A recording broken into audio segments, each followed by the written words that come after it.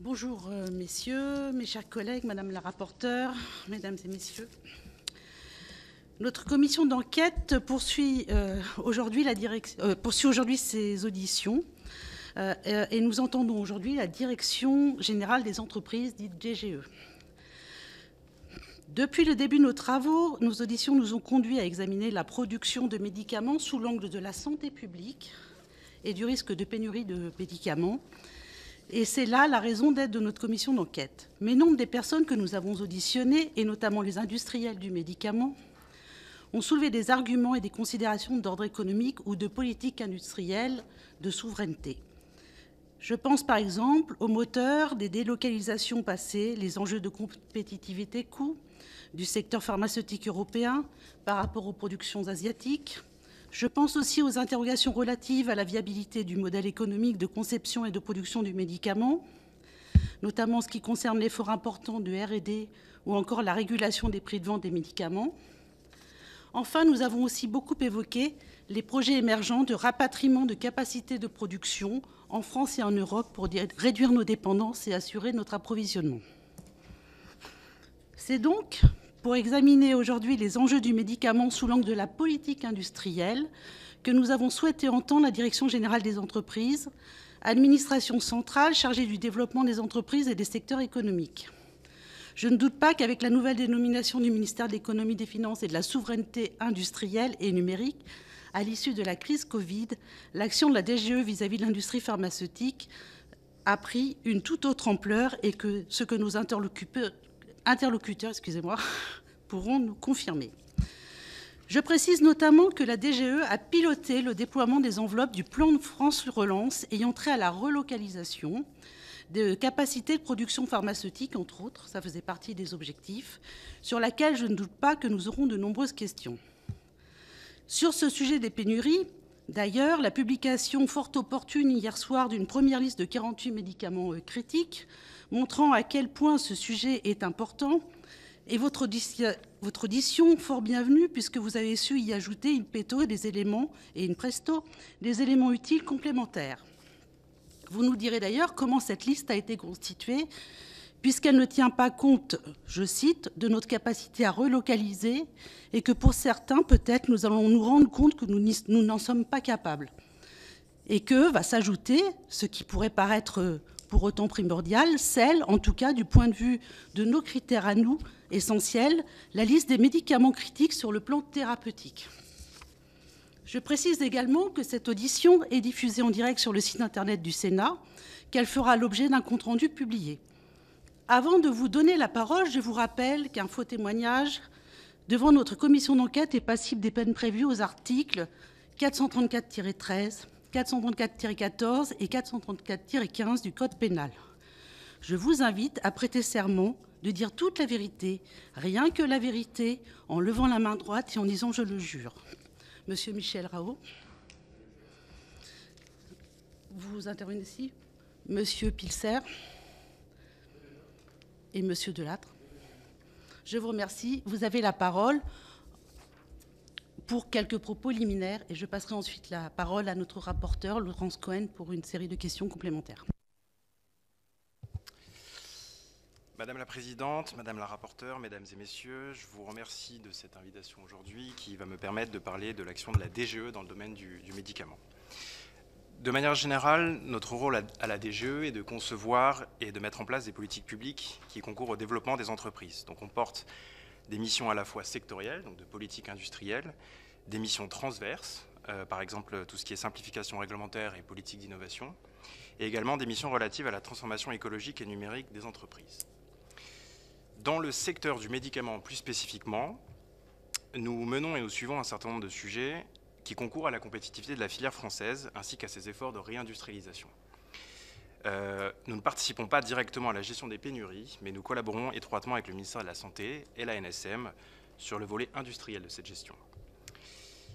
Dans les grandes lignes, si je reprends un peu l'historique de l'action de la DGE, avant la crise Covid, nous avions un tropisme plutôt centré sur l'innovation, avec notamment l'objectif de positionner la France comme un leader sur les biothérapies et la bioproduction de ces thérapies innovantes. Avec la crise Covid, il y a eu une prise de conscience collective sur notre forte dépendance industrielle, ce qui nous a amené à nous positionner plus fortement sur ces enjeux de souveraineté industrielle, avec dans un premier temps une réponse immédiate à la crise en 2020-2021, et dans un second temps, une réflexion plus structurée qui a abouti à la liste des M6, les médicaments stratégiques d'un point de vue industriel et sanitaire. Et je terminerai enfin mon propos liminaire pour parler des sujets européens. Alors pour commencer, quelques chiffres sur la filière industrielle du médicament en France.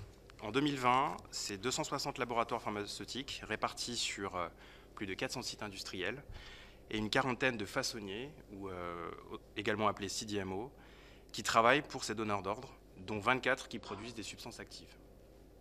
Cette industrie représente 63 milliards d'euros de chiffre d'affaires, dont la moitié à l'export et entre 100 et 130 000 emplois directs. Cela place la France en 5e position au niveau mondial en termes de chiffre d'affaires, derrière les États-Unis, la Chine, le Japon et l'Allemagne.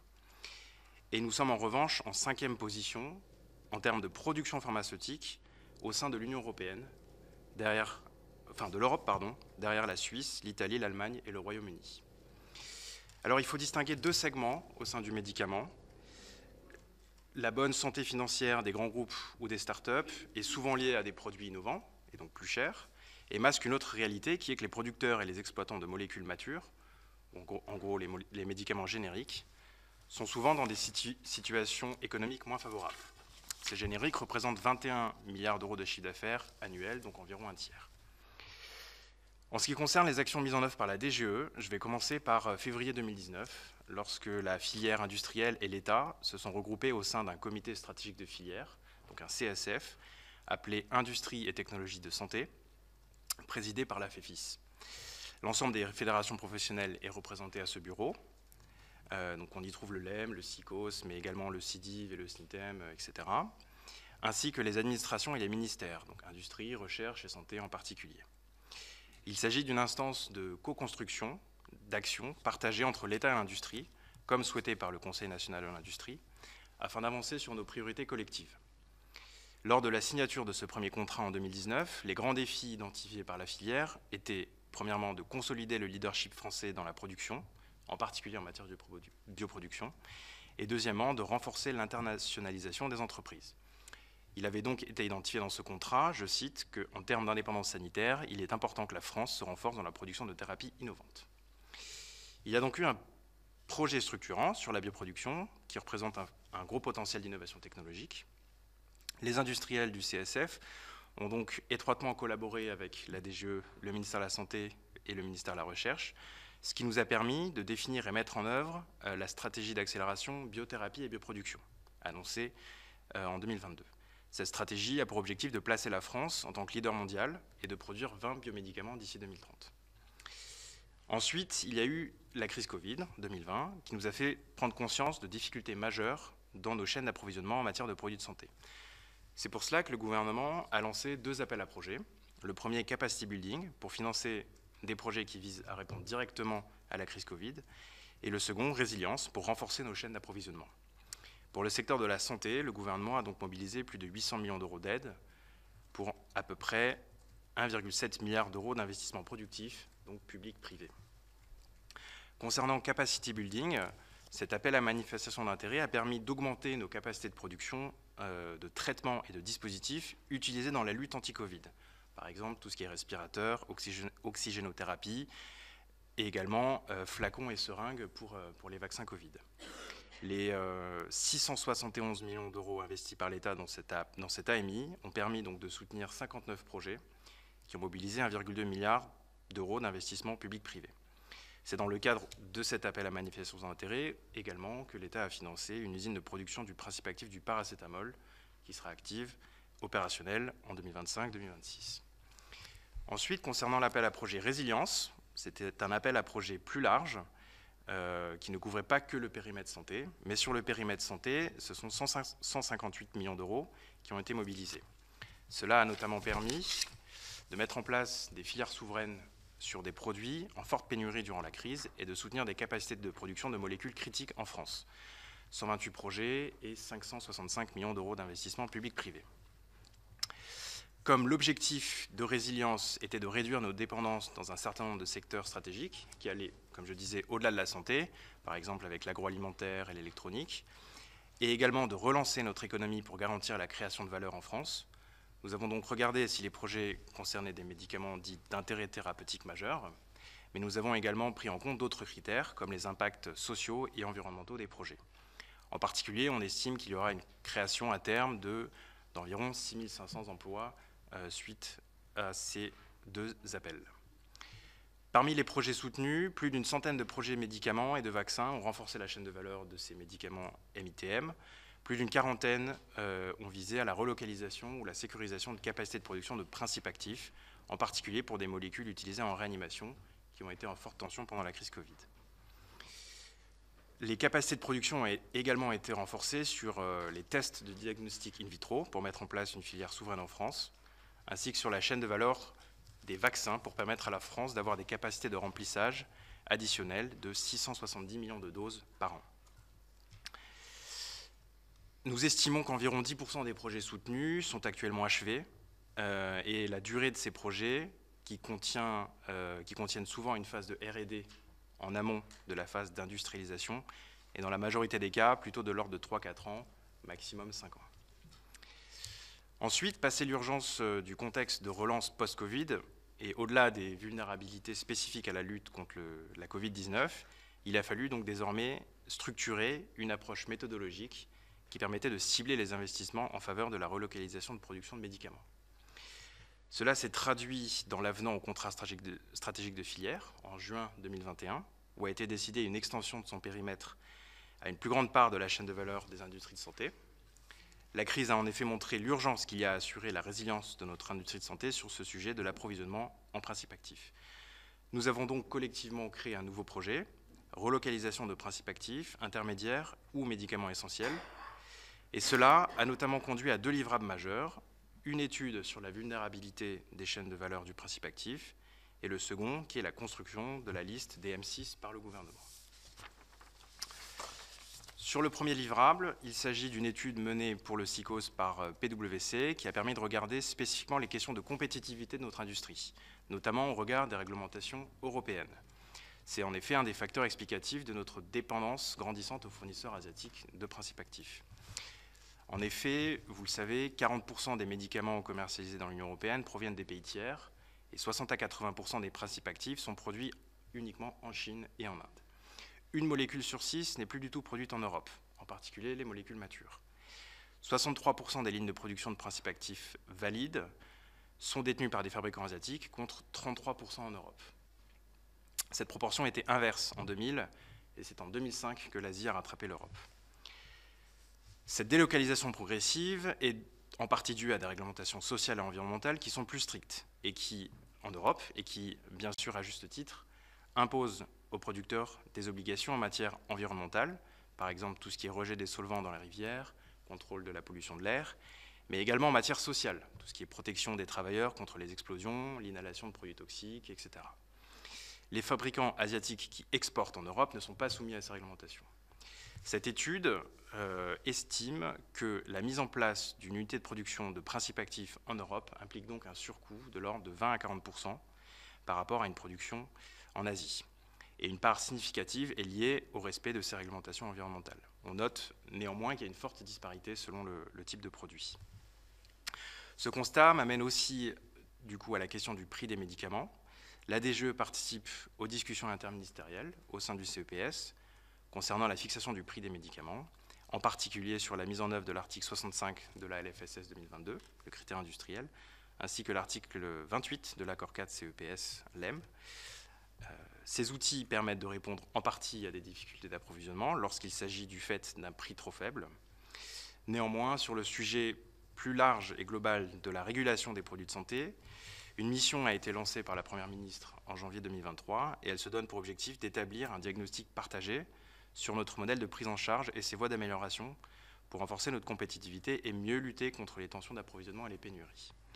Le système de soins français doit en effet concilier plusieurs objectifs: l'accès des patients aux médicaments, la lutte contre les pénuries, le renforcement du tissu productif, l'attractivité du territoire, mais également la soutenabilité des dépenses et l'équilibre et l'équité dans la répartition des efforts. Sur ces questions très complexes, nous serons donc avant tout attentifs aux conclusions que rendra la mission sur tout sujet de réforme du financement des produits de santé.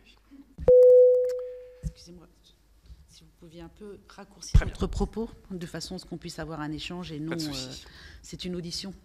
Voilà. Très bien. Donc le second, alors je vais enchaîner sur les M6. Donc le second livrable du CSF, c'est la liste des M6. Donc la genèse de la liste de ces M6 vient du constat qu'un préalable à la poursuite et à la pérennisation des efforts de relocalisation consiste à identifier précisément les médicaments et les principes actifs dont la relocalisation de la production en France est prioritaire, du fait de 3 critères. Le premier est l'intérêt thérapeutique, le deuxième, l'absence d'alternative, et le troisième, la vulnérabilité des chaînes de production.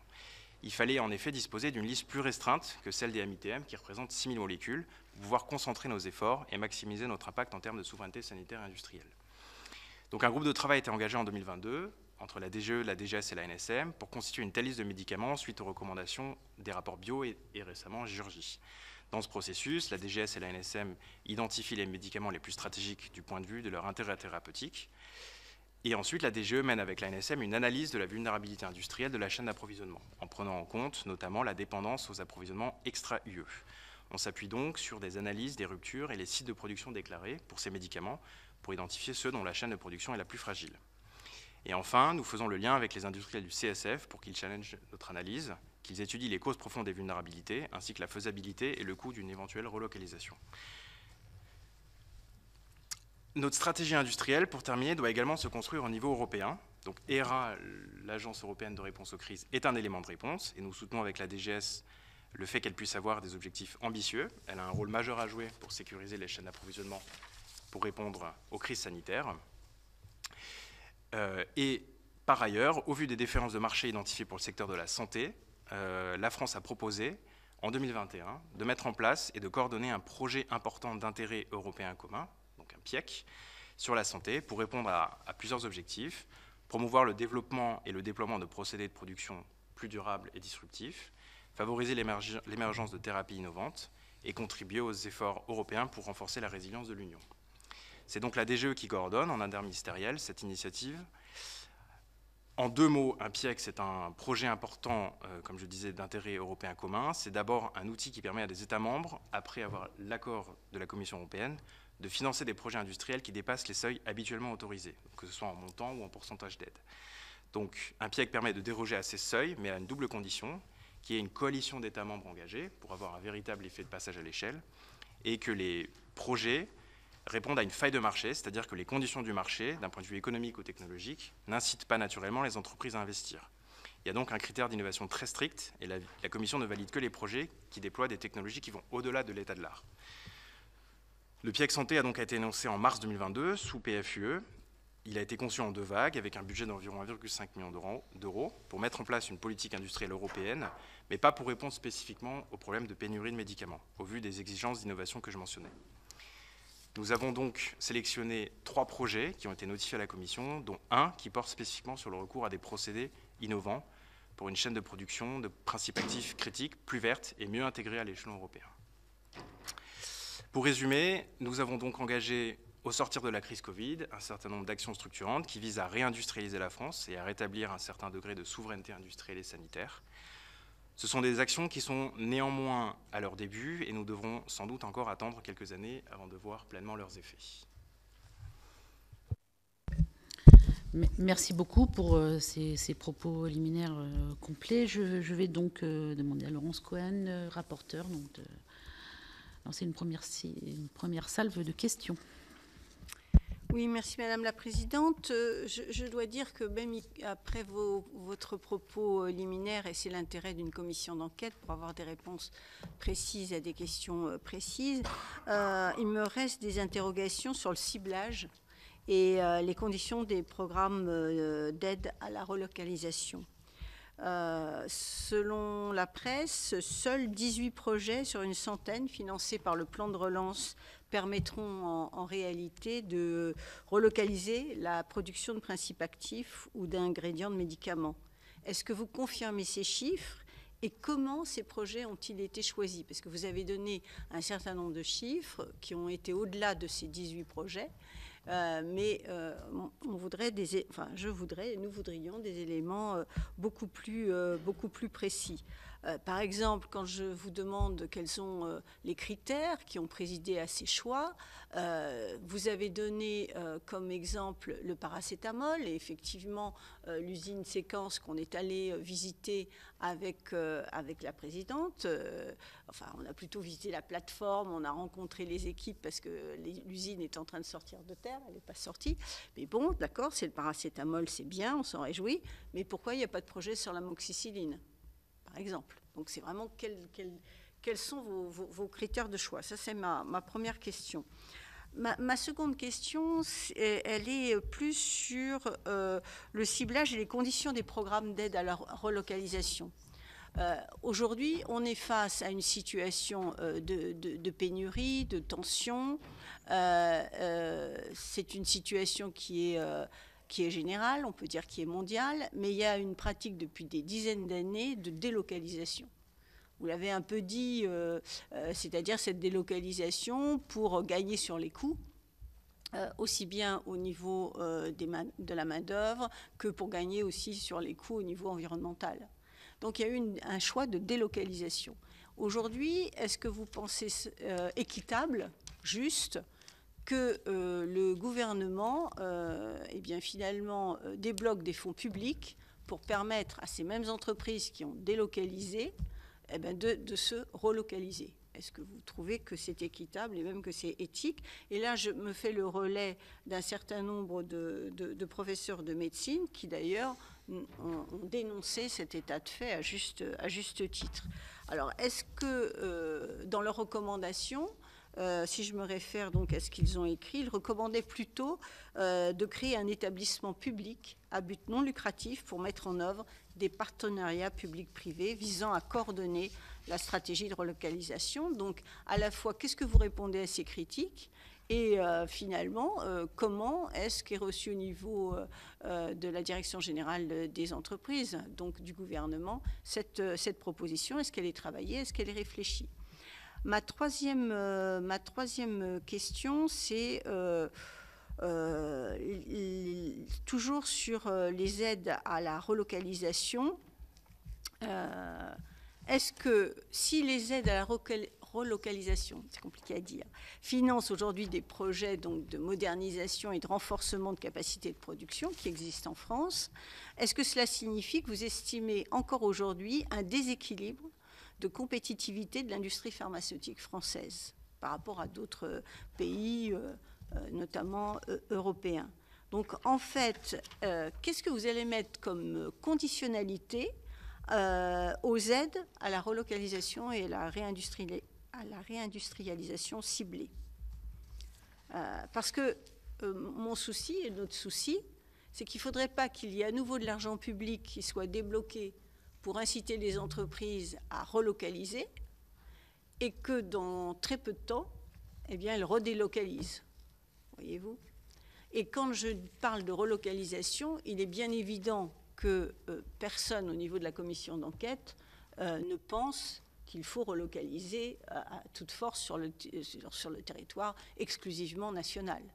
Il faut qu'il y ait des relocalisations au niveau national, mais il faut réfléchir évidemment au niveau européen avec une coordination, une harmonisation. Donc c'est de ça dont je parle. La quatrième question, finalement, on s'aperçoit que les groupes pharmaceutiques français, sont assez peu performants en matière d'innovation. Alors, comment vous arrivez à analyser le fait qu'à la fois, il y a une très forte dépense publique concernant la recherche et développement et une performance relativement peu satisfaisante en matière d'innovation, et donc qui se répercute sur les patients? Là, il y a quand même une contradiction très forte. Ma cinquième question, et vous l'avez évoqué dans votre propos liminaire, et d'ailleurs vous avez été interrogé sur le sujet, mais vous n'avez pas répondu à la question. il y a une première liste de 48 médicaments critiques qui a été arrêtée par Bercy. Nous nous réjouissons au niveau de la commission d'enquête parce que nous remarquons qu'elle est suivie avec assiduité par les cabinets gouvernementaux, du gouvernement plutôt, que ce soit au niveau de Bercy, à mon avis, et au niveau de la santé. C'est une très bonne chose, parce que quand on travaille, c'est pour le bien commun. Et on remarque qu'il y a souvent des annonces la veille d'un certain nombre d'auditions. Donc, à la fois, c'est flatteur, mais en même temps, on s'interroge. Et pourquoi je m'interroge sur les 48 médicaments critiques ? Eh bien, parce que je vais reprendre les propos que vous avez tenus, Monsieur Pilser, ou Pilsé, je ne sais pas. D'accord. Vous avez dit, donc, concernant cette liste, on l'a constituée sans prendre en compte notre capacité à relocaliser ces médicaments. Pour certains, nous allons nous rendre compte que nous n'en sommes pas capables. Alors, qu'est-ce que vous allez faire?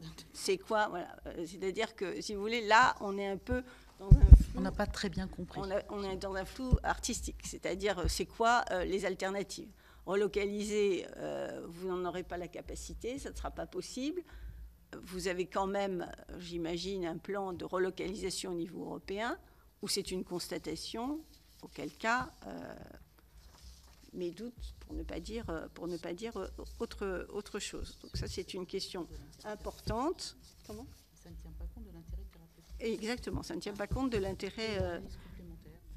l'intérêt thérapeutique. Alors, nous sommes, au niveau de la commission d'enquête, au niveau de notre réflexion, pour effectivement une liste restreinte de produits. Là, vous avez les 48, si j'ai bien compris, c'est un premier, ça cible un certain nombre de molécules, mais ça n'est pas global, ça n'est pas la liste définitive, bien évidemment, mais nous sommes plus sur une liste autour d'une centaine de produits, qui n'est pas 3000 produits, parce que sinon 3000 médicaments, parce que sinon on n'y arrive pas. Donc voilà, des précisions sur ces éléments, s'il vous plaît. Et la dernière question, ça concerne les PIEC. Parce que nous nous sommes déplacés à Bruxelles notamment, et nous avons eu énormément de mal à obtenir des informations précises sur cette initiative, qui est quand même une initiative ancienne, mais nous n'avions pas de données très, très précises sur le nombre de projets qui avaient été menés à bien. Alors, vous avez parlé de 3 projets que vous avez sélectionnés, mais j'aimerais beaucoup plus de précisions sur ces projets, et j'aimerais savoir quels sont les acteurs industriels ou ceux de la recherche au niveau français qui sont engagés dans ce PIEC ou ces PIEC, s'il y en a 3. Je vous remercie d'avance. Je vous laisse répondre. J'ai une autre... Pardonnez-moi, j'ai oublié une question. Je vous avais dit que vous étiez associé à la fixation des prix avec le CEPS. C'est très intéressant. Il y a une grande opacité qui règne sur cette fixation des prix. Et ça crée beaucoup de malentendus, de tensions, de doutes au niveau de la population d'ailleurs. Et quand on nous dit, par exemple, les prix des médicaments matures sont trop bas, quid, sur quoi on se base?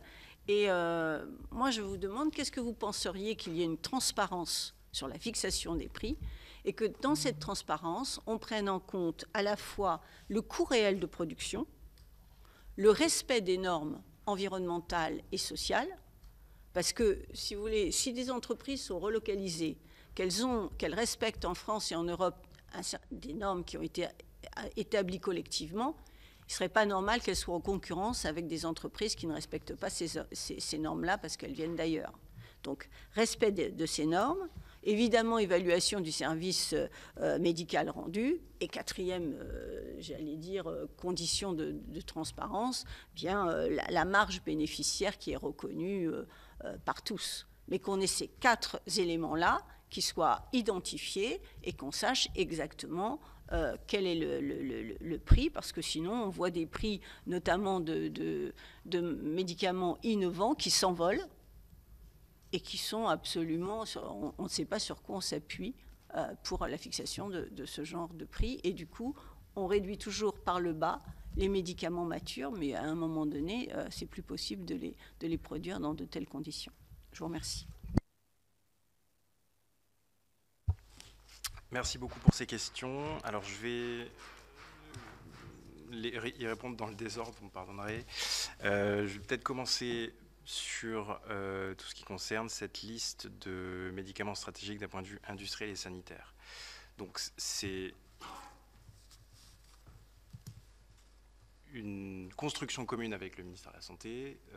Dans un premier temps, le ministère de la Santé consulte notamment les sociétés savantes, et établit la liste des médicaments critiques. Cette liste de médicaments critiques, elle est critique d'un point de vue sanitaire, thérapeutique. Donc ce sont des médicaments essentiels pour notre système de soins. Donc des médicaments qui, s'ils n'étaient plus sur le marché, mettraient en difficulté les patients. En partant de cette liste de médicaments critiques, la DGE constitue un sous-ensemble qui est cette liste de M6. Donc ce sont des médicaments qui, par définition, sont des médicaments critiques, donc importants d'un point de vue thérapeutique, mais sur lesquels la chaîne d'approvisionnement est fortement délocalisée. On prend en compte un certain nombre de critères pour industriels, notamment combien y a-t-il d'exploitants. Est-ce que ce produit est commercialisé par un seul exploitant, notamment, est-ce qu'il y a une situation de monopole? Combien y a-t-il de producteurs de principes actifs? Combien y a-t-il de producteurs du produit fini? Et la part de cette production qui est réalisée hors Europe. Cela nous permet d'apprécier si nous sommes fortement à risque qu'il y ait un problème sur une chaîne de valeur, sur la chaîne de valeur de production du médicament.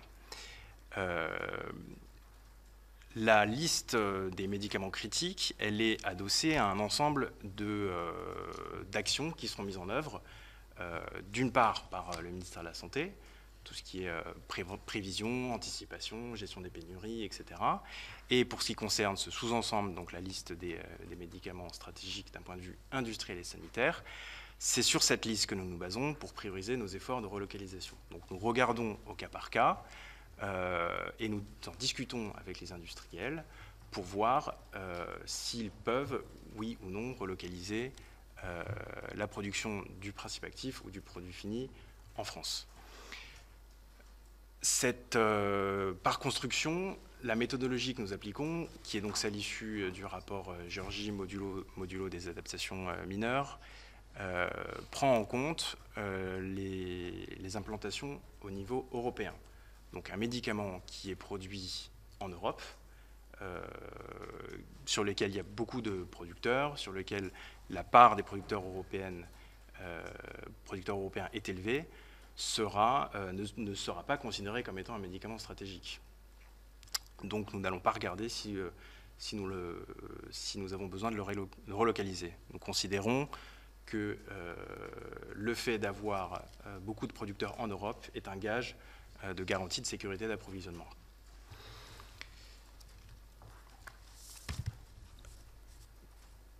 Alors, concernant ensuite la question sur le PIEC.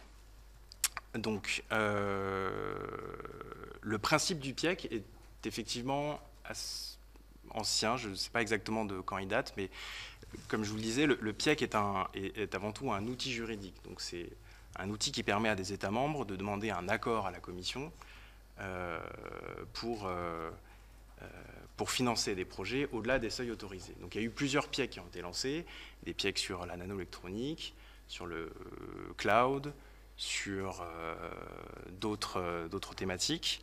Le PIEC santé, en l'occurrence, est un projet qui a été lancé en 2021-2022. Et dans le cadre de ce processus, il y a environ une quarantaine de projets qui sont, pour la première vague, qui ont été notifiés par l'ensemble des États membres parties prenantes à la Commission européenne, dont 3 projets en France. À ce stade, je ne peux pas vous communiquer le détail de ces projets, puisqu'ils n'ont pas encore été rendus publics et nous attendons également des retours de la Commission. Je pourrais vous faire parvenir par écrit, si vous le souhaitez, les détails concernant les projets que la France a retenus pour... on vous demandera cette liste par écrit. Tout à fait. Voilà. Je vous la Merci. transmettrai.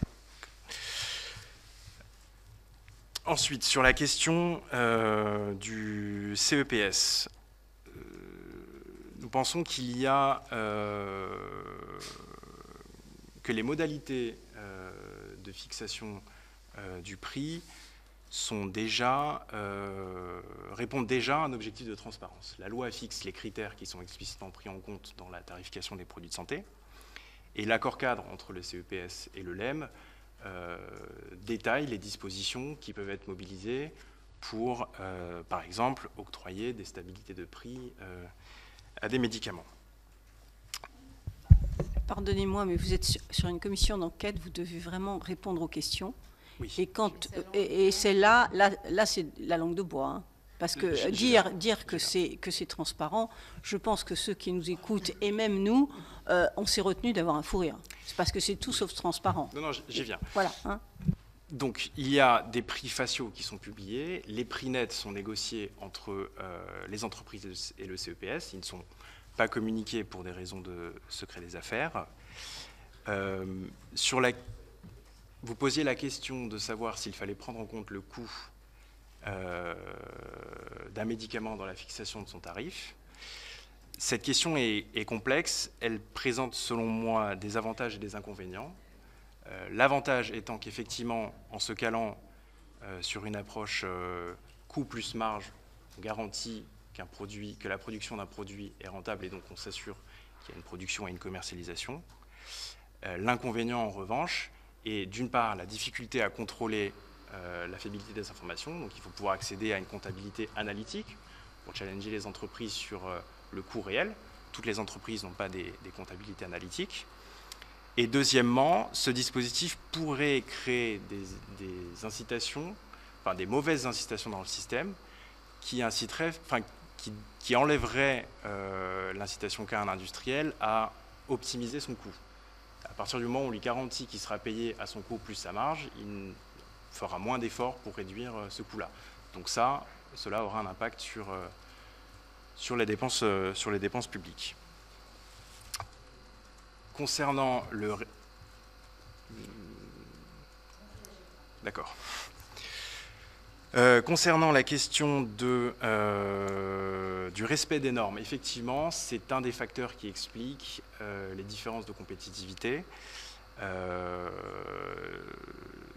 La Commission européenne, dans sa communication récente sur le paquet pharmaceutique, a proposé qu'il y ait une inclusion systématique d'une évaluation des risques environnementaux pour tous les médicaments qui seraient commercialisés en Europe. Il nous semble que c'est un premier pas intéressant, qu'il doit y avoir une meilleure coordination européenne à cet effet, pour qu'il puisse y avoir une harmonisation des normes qui sont demandées à tous les producteurs, peu importe leur localisation, à partir du moment où ils exportent des médicaments en Europe.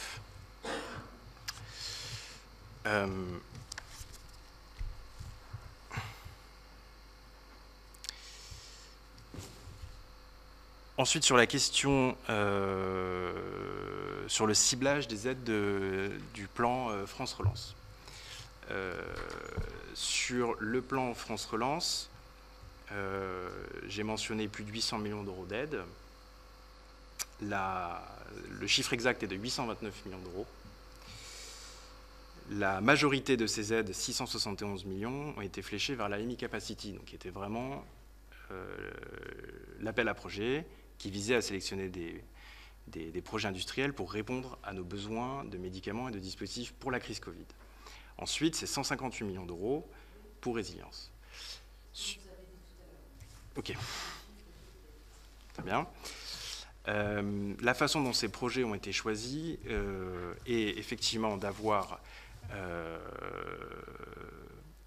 des projets qui permettent de relancer notre économie, de soutenir des projets de réimplantation industrielle. Nous avons regardé si les projets étaient effectivement des MITM. À l'époque, nous ne disposions pas de la liste des M6, des médicaments stratégiques. Donc nous avons regardé si les projets étaient des médicaments d'intérêt thérapeutique majeur. Nous avons également regardé s'il y avait des projets qui concernaient des modernisations de lignes avec des nouveaux procédés de production, notamment par exemple la chimie en flux continu qui permet de dépenser moins d'énergie, d'émettre moins de gaz à effet de serre. Nous avons regardé s'il y avait des projets qui permettaient également d'augmenter les capacités de production sur des principes actifs sur lesquels nous avions de petites capacités de production, mais où il a fallu augmenter ces capacités pour passer à l'échelle. Nous avons regardé s'il y avait aussi des impacts sur l'emploi, notamment s'il y avait des projets qui étaient fortement créateurs d'emplois. Donc c'est toute cette analyse multicritère qui nous a conduit à sélectionner les projets comme nous l'avons fait. Est-ce qu'il y a une autre question ? Notre capacité à innover. Ah oui. On investit beaucoup en R&D, finalement, pour l'innovation, pour réussir à maintenir sur le sol français les startups. Je vous écoute. Sur la liste notamment, là, puisque j'ai interpellé M. Pilser. Alors sur la liste de médicaments, en fait, il y a une première liste de 20 médicaments qui avait été déjà annoncée en février, de mémoire. C'est un travail progressif, donc nous procédons par aire thérapeutique. Donc nous avons commencé par regarder tous les médicaments utilisés en anesthésie-réanimation, en cardiologie, en oncologie, et nous allons étendre progressivement ce travail à d'autres aires thérapeutiques. Donc c'est un travail qui s'étalera sur sans doute plusieurs mois, sur lequel nous allons étudier aire par aire les médicaments que nous avons besoin de relocaliser. Donc le premier travail qui avait conduit en février à avoir une liste de 20 médicaments, ensuite aboutit aujourd'hui à ce que nous ayons 48 médicaments, et nous en aurons plus. La DGS avait mentionné effectivement à la fin l'objectif d'avoir 200 à 300 M6 au total, ce qui est une très forte sélection par rapport à l'ensemble des MITM, puisqu'il y a 6000 MITM. Vous aviez une question aussi sur est-ce qu'il existe encore un déséquilibre de compétitivité dans l'Europe et les contreparties que nous pourrions demander. Alors, ce déséquilibre de compétitivité dans l'Europe est plus difficilement quantifiable. Il dépend d'autres facteurs, donc moins des facteurs environnementaux que je mentionnais tout à l'heure, puisqu'il y a puisque les réglementations, par définition européennes, sont applicables à tous les États membres européens. Il peut y avoir des déficits, des différences de compétitivité au niveau de la main-d'œuvre. La production de certains principes actifs nécessite des opérations très complexes qui sont intensives en main-d'œuvre, et donc il peut y avoir le coût du travail qui peut varier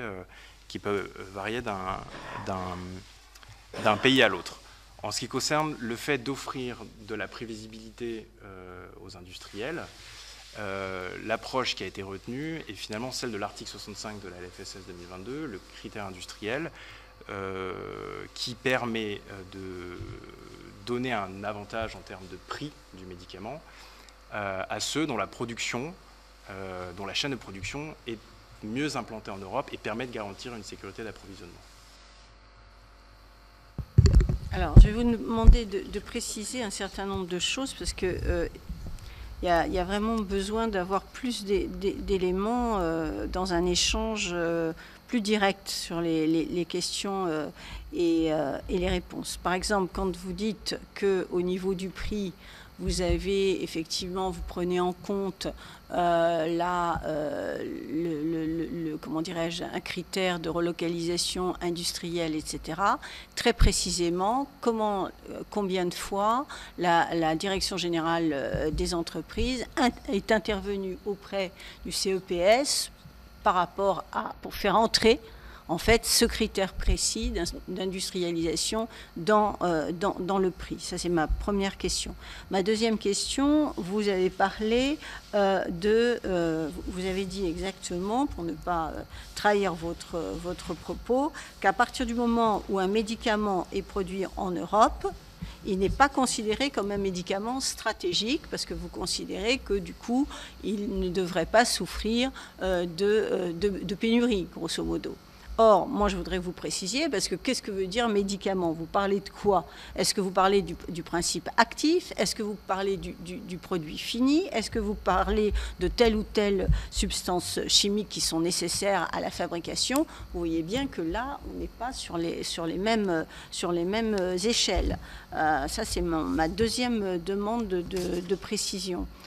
Ensuite, quand je vous dis, par exemple, j'ai parlé de comment dirais-je, de la politique qui a été menée, vous n'avez absolument pas répondu, c'est-à-dire ça fait depuis des dizaines d'années qu'il y a eu une politique qui a été menée par les industriels, c'est-à-dire de délocalisation. Je vous ai fait état de propositions d'un certain nombre de professeurs de médecine qui recommandaient, par exemple, un établissement à but non lucratif pour mettre en œuvre des partenariats publics-privés, justement, parce que est-ce que c'est vraiment éthique, déontologique de redonner de l'argent public à des entreprises pour qu'elles relocalisent et avec une incertitude, et vous n'avez pas non plus répondu sur les exigences, les conditionnalités, parce que sinon elles peuvent redélocaliser d'ici 1 an, 2 ans, 3 ans, 5 ans. Donc il faut un peu, voilà, les finances publiques, ce ne sont pas des puits sans fond. Donc il faut avoir quand même un certain nombre d'exigences. Donc voilà, moi, dans un premier temps, les éléments qui me viennent à l'esprit par rapport aux réponses que vous avez tenté de faire. Donc concernant l'article 65, sa doctrine d'application n'a été que très récemment finalisée. Donc nous n'avons pas encore suffisamment de recul pour apprécier l'effet qu'il a eu. Je n'ai pas exactement en tête le nombre de fois où il a pu être mobilisé, donc je vous répondrai par écrit là-dessus. Concernant les M6, effectivement, j'ai précisé qu'un médicament qui était produit en Europe, pour nous, il n'était pas considéré comme stratégique. Alors, pas forcément dans le sens où on considère qu'il n'y aura jamais de pénurie, mais plutôt dans le sens où nous savons que nous avons une capacité de production en Europe et donc qu'on se prémunit d'un certain nombre de risques qui peuvent être des risques extrêmes comme les fermetures des frontières, risques qui peuvent exister. On aurait pu avoir ce cas-là lorsqu'il y a eu la flambée de l'épidémie de Covid en Chine et où on a pu craindre que la Chine ferme ses frontières pour l'exportation de principes actifs. Donc cette méthodologie, je pourrais, si vous voulez, vous en faire parvenir le détail. En fait, elle prend en compte l'ensemble des critères que vous mentionnez. Donc le nombre de laboratoires qui exploitent ce médicament, le nombre de fournisseurs du principe actif, la part de ces sites de production de principes actifs qui sont en Europe et hors Europe, le nombre de sites de production du produit fini et la part de ces sites de production de produits finis qui sont en Europe et en Europe. Donc on regarde l'ensemble de ces critères-là pour apprécier, pour donner un score finalement, hein, c'est un score sur 20 à la fin, qui nous permet de dire si on considère que le médicament est stratégique ou pas. On prend en compte 2 critères additionnels. Un critère additionnel qui est est-ce que la part des sites de production de principes actifs faite en dehors de l'Europe est supérieure à 30%. Et le dernier critère est de savoir si on a constaté en moyenne au moins 3 ruptures par an sur la période 2018-2021. Et donc c'est en analysant tous ces critères-là qu'on regarde si le médicament est considéré d'un point de vue considéré stratégique d'un point de vue industriel. Sur la question des engagements que nous pourrions demander en contrepartie des subventions, des aides à la relocalisation, à la réindustrialisation, c'est effectivement une question importante. Nous réfléchissons effectivement à demander, dans le cadre de futures actions de relocalisation qui, pour aujourd'hui, pour l'instant, n'ont pas encore été engagées, mais nous réfléchissons effectivement à demander aux industriels à ce qu'ils s'engagent à des clauses sur de la sécurité d'approvisionnement, donc des clauses qui permettent à l'État de demander à un industriel de fournir en priorité ou d'accélérer des livraisons pour le marché français si on constate des pénuries. Et sur la dernière question de la constitution d'un pôle public-privé pour la relocalisation et la production des médicaments, c'est une question qui n'est pas simple. Je pense que un tel pôle pourrait redonner la main à la puissance publique pour choisir de produire un médicament ou non. Il y a un certain nombre néanmoins de difficultés opérationnelles qui peuvent se poser. La question de la compétitivité de ce pôle dans la durée n'est pas forcément évidente. Il faudra investir, il faudra trouver les compétences, suivre les nouvelles technologies, etc. Mais si on avait un tel pôle public ou public-privé de production, cela ne résoudrait pas toujours la question du prix du médicament.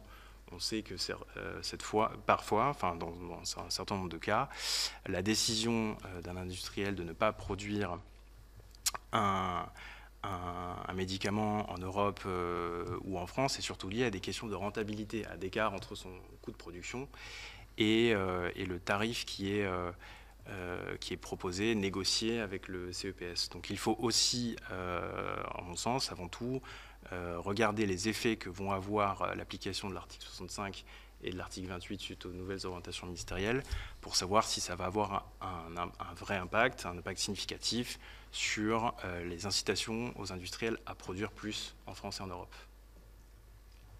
Si j'ai bien compris, en fait, vous ne demandez aucune condition aux entreprises. C'est-à-dire que là, quand vous proposez, vous incitez à la relocalisation, il n'y a aucune conditionnalité par rapport aux aides que le gouvernement va donner. C'est-à-dire qu'il n'y a pas un engagement pour que l'entreprise reste X temps sur le territoire français ou produise... enfin voilà, je veux dire que là encore, on est sur des aides publiques qui sont données sans du tout avoir de critères de conditionnalité. J'ai bien compris. Ça, c'est la première question. La deuxième question, est-ce que au niveau du CEPS, puisque vous êtes dans les négociations, est-ce qu'aujourd'hui, par rapport aux médicaments matures, qui sont en risque de pénurie, vous défendez la hausse des produits matures, puisque c'est une des revendications qui est venue lors de nos auditions. Où vous en êtes, puisqu'on sait que lors de l'examen du budget de la sécurité sociale au niveau du Parlement, l'enveloppe du médicament est de la variable d'ajustement, et que malheureusement, on joue au vase communicant, c'est-à-dire qu'on baisse le coût des médicaments matures pour répondre aux demandes exorbitantes concernant les médicaments innovants.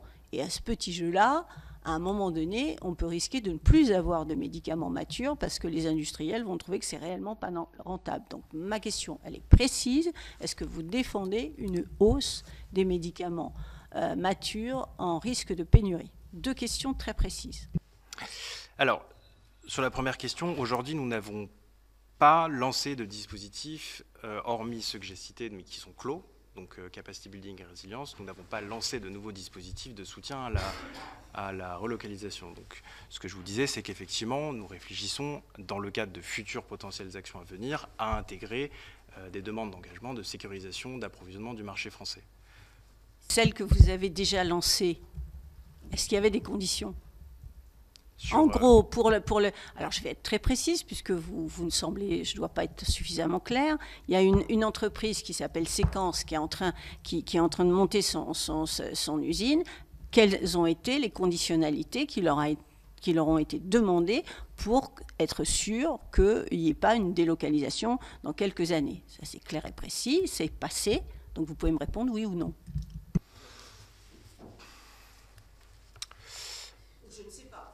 Oui, effectivement, je n'ai pas ces informations-là, donc je vous répondrai par écrit sur cette question concernant Séquence. Oui.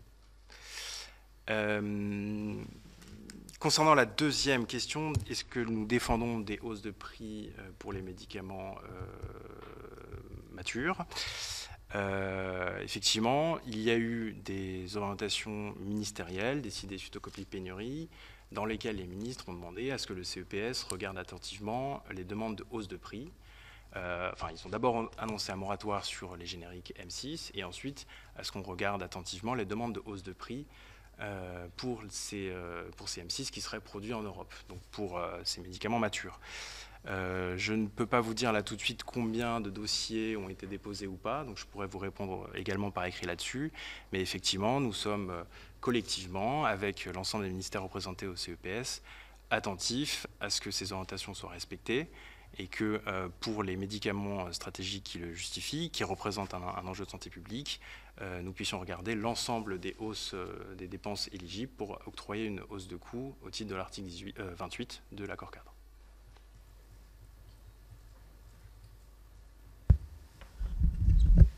Merci. Donc, je vais compléter les questions. La fameuse liste des 48, est-ce qu'il est possible de l'avoir ? Deuxième question corollaire, pourquoi vous avez priorisé oncologie, anesthésie réa et puis certains médicaments utiles en crise, lesquels quoi vraiment, ce 48, ça fait pas beaucoup par rapport aux 6000 MITM, donc on voudrait savoir quoi. Et c'est pas non plus les 150 à 200 au final. Si j'ai bien compris le process, vous êtes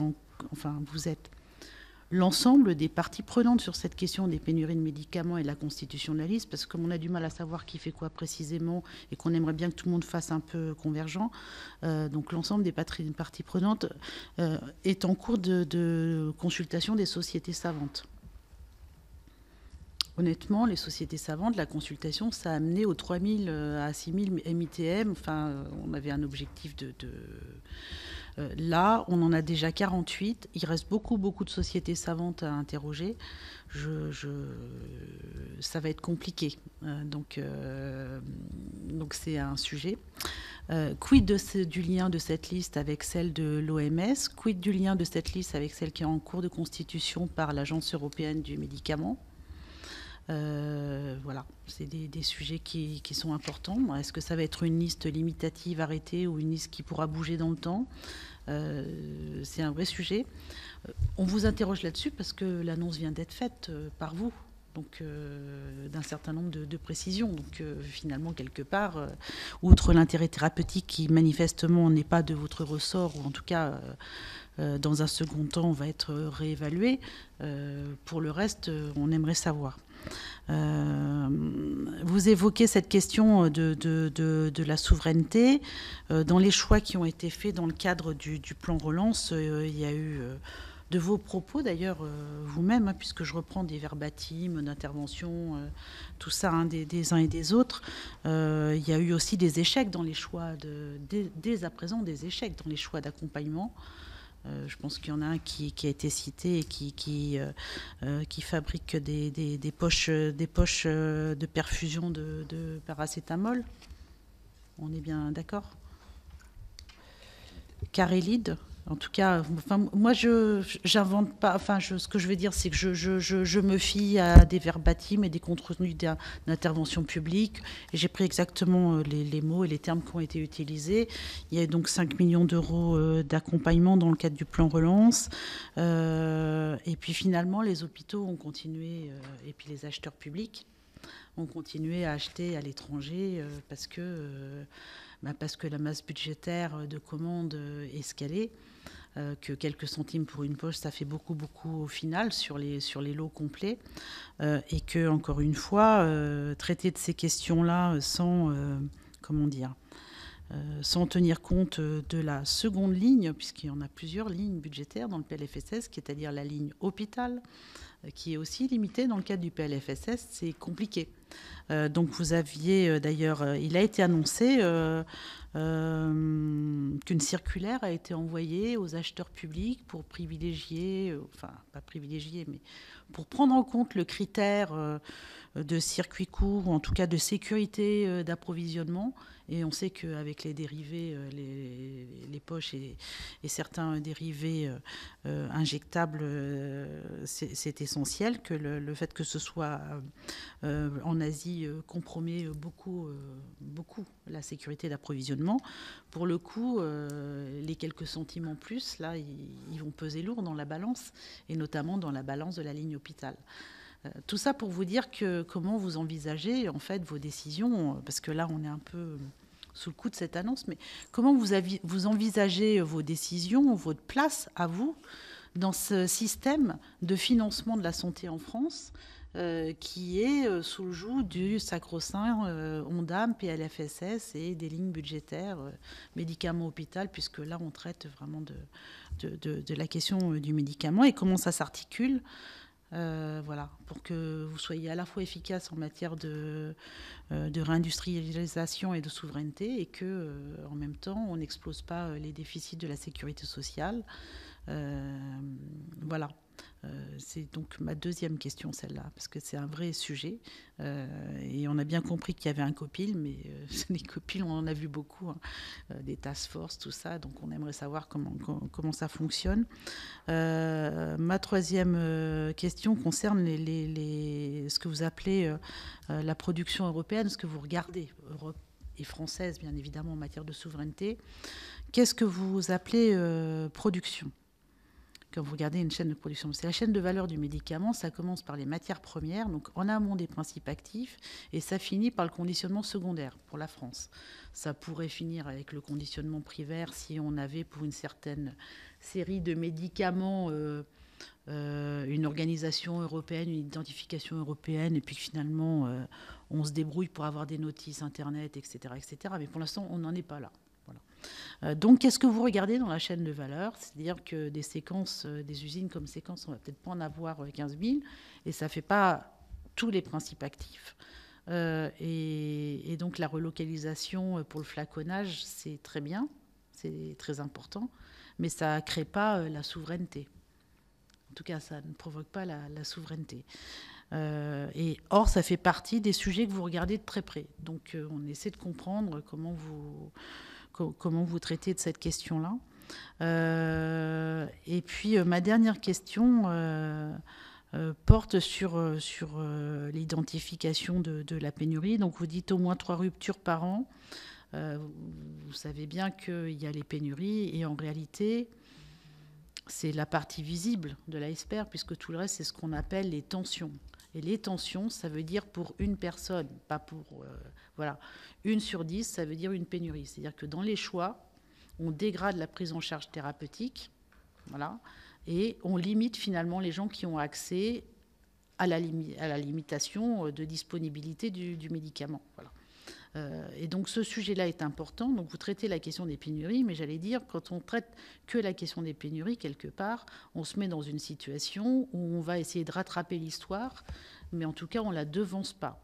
Or, vous êtes dans un rôle d'observation et d'anticipation. Donc, est-ce que vous regardez ces aspects-là ? Je vous remercie.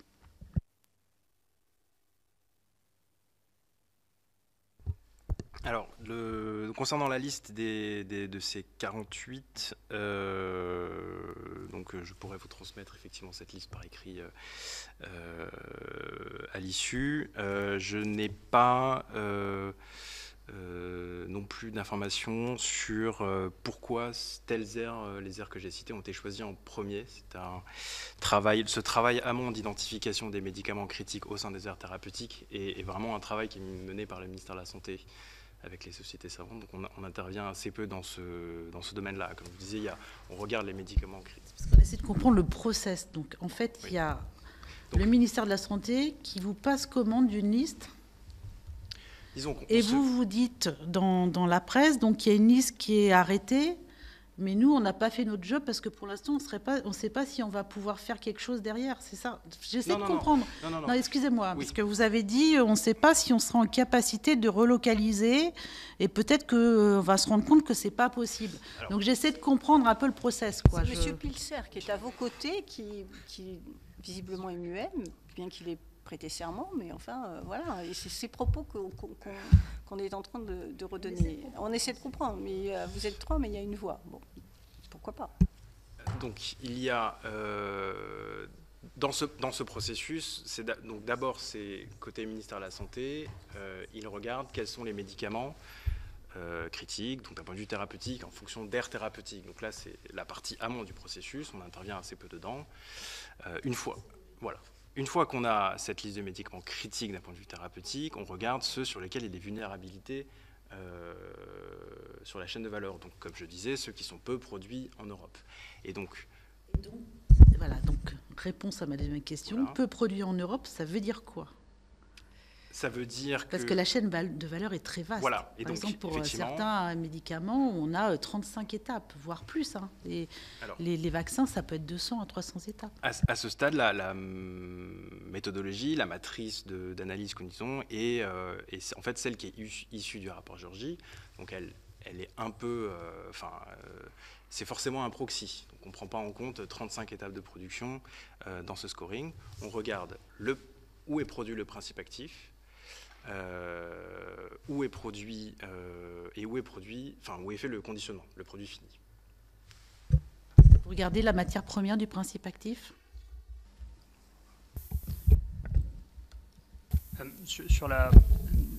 Je me permets de compléter sur la matière première du principe actif, c'est des éléments qu'on n'a pas forcément. C'est très complexe, en fait, comme vous le savez, il y a différentes voies de synthèse, donc les intermédiaires ne sont pas forcément les mêmes.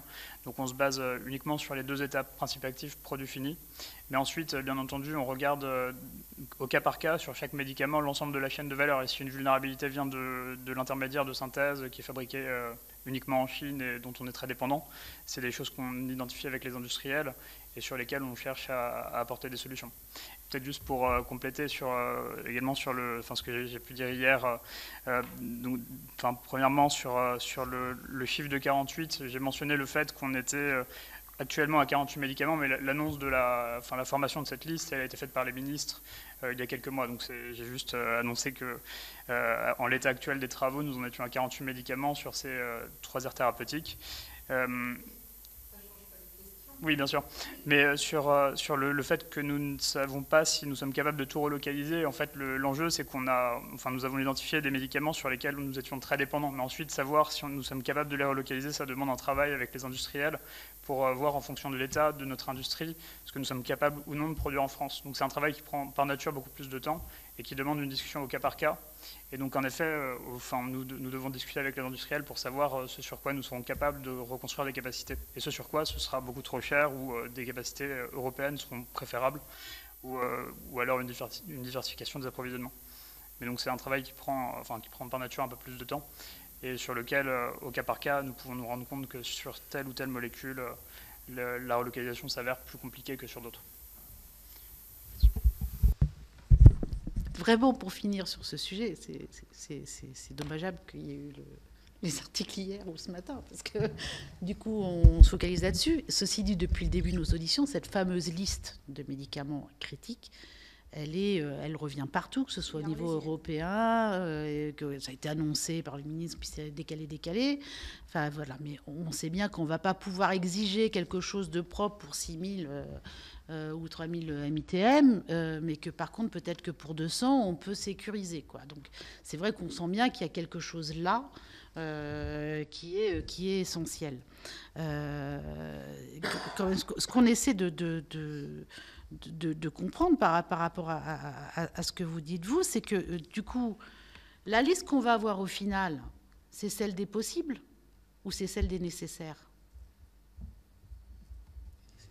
Celle des nécessaires. Oui, mais encore, c'est-à-dire, puisque s'il n'y a pas de faisabilité... Alors, l'approche est effectivement de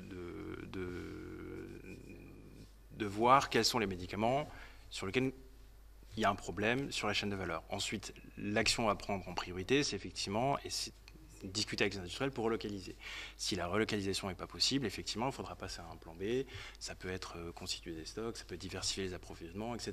On se posera la question au cas par cas de voir sur chacun des médicaments s'il est possible de localiser, combien ça coûterait, est-ce qu'il y a potentiellement d'autres actions à mettre en œuvre qui ne sont pas financières pour faciliter la relocalisation d'un médicament. C'est pour ça que dans la constitution de la liste TM6, on a aussi discuté avec l'industrie en amont pour challenger cette analyse. Et donc ça nous permet de définir une approche au cas par médicament.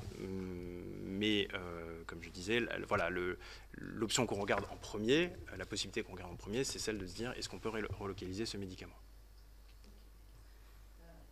Et donc, est-ce que vous êtes en lien avec l'Agence européenne du médicament qui constitue cette cartographie en ce moment et qui a pour objectif de la produire au niveau européen au mois de décembre ? puisque ça fait partie de son plan de charge en matière de gestion de pénurie de médicaments. Un des premiers actes, outre la liste, c'est de constituer cette cartographie. On discutait effectivement en ce moment avec Bruxelles pour essayer d'harmoniser au mieux effectivement les approches françaises et européennes. Elle n'est pas à Bruxelles, hein, l'Agence européenne du médicament. Mais donc c'est en direct avec elle parce que c'est. Vous êtes en discussion avec l'EMA. On discute surtout avec les services de la Commission. Le ministère de la Santé discute aussi avec l'EMA, à mon avis. Donc nous, on ne discute pas directement avec l'EMA.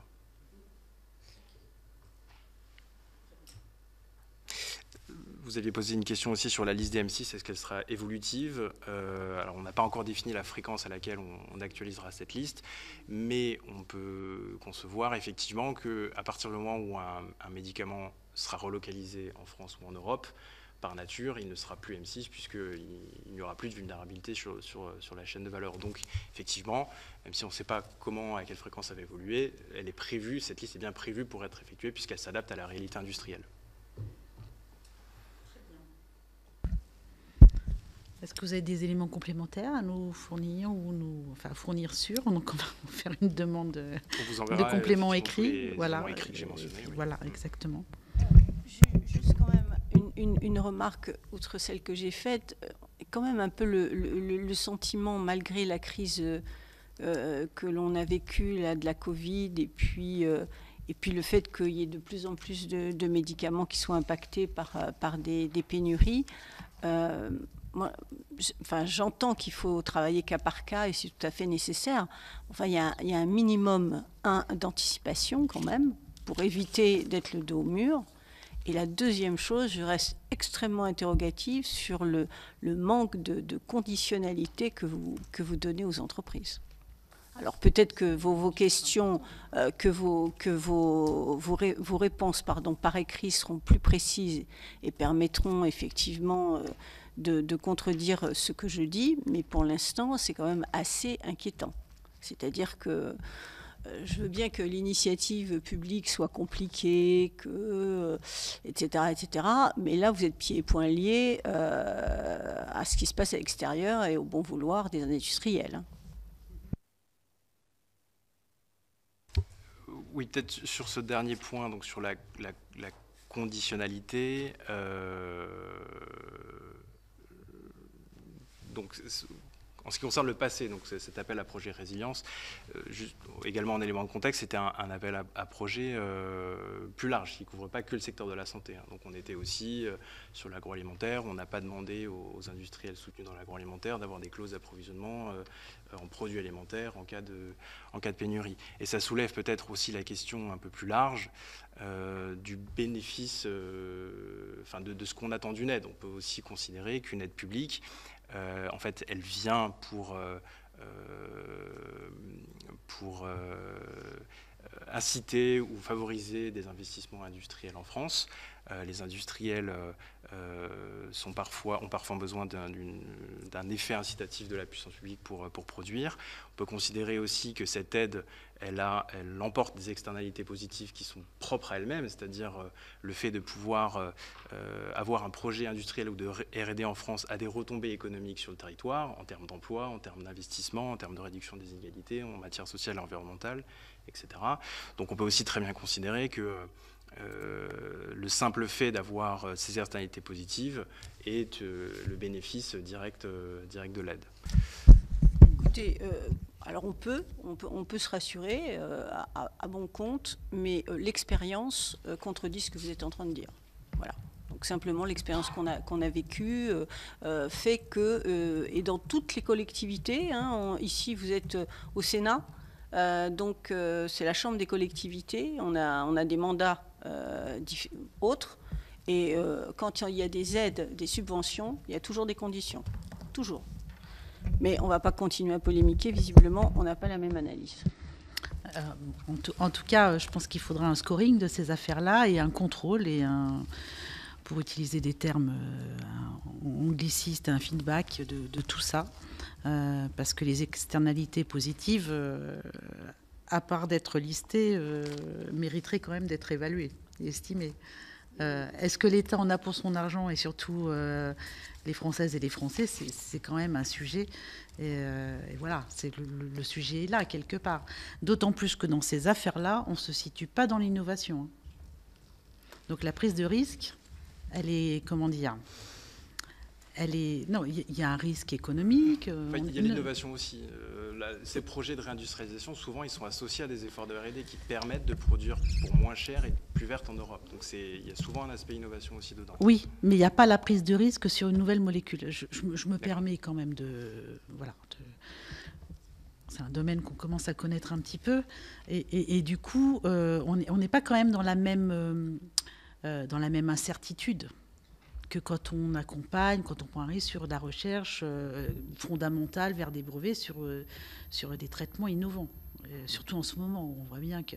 Donc voilà, ça mériterait quand même d'avoir une espèce de process régulier de contrôle et de compte-rendu finalement régulier, un rapport régulier de ces aides dans ce domaine-là particulier, puisque la pénurie de médicaments met en danger la santé. Et on le sait bien, quand ce sont des anticancéraux classiques, anciens, avérés, comme on peut l'avoir pour certains types de leucémie aiguë, qui sont en pénurie assez importante en ce moment.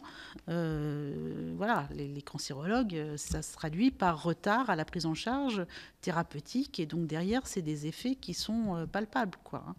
Donc c'est ce que je veux dire, c'est que ce surjeu-là, sur tous les sujets de manière générale, c'est bien de faire des rapports de contrôle, mais sur celui-là particulièrement, il est nécessaire de l'évaluer, parce que le coût pour la santé, c'est un coût aussi pour la population et pour les Françaises et les Français. Et l'État. Merci beaucoup. Merci.